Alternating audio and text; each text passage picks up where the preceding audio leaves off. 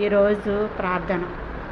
కృపాసత్య సంపూర్ణుడా, సర్వలోకానికి చక్రవర్తివైన దేవా, నిన్న నేడు నిరంతరము ఏకరీతిగా ఉన్న దేవుడవు, మారని దేవుడవు, మార్పులేని దేవుడవు, శాశ్వతుడైన దేవుడవు.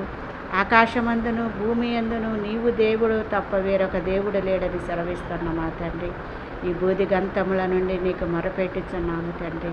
ఈ నూతన సంవత్సరంలో 8వ నెలలో 13వ తారీఖు వరకు సజీవుల లెక్కల్లో ఉంచిన నా తండ్రి మీకు స్తోత్రములు.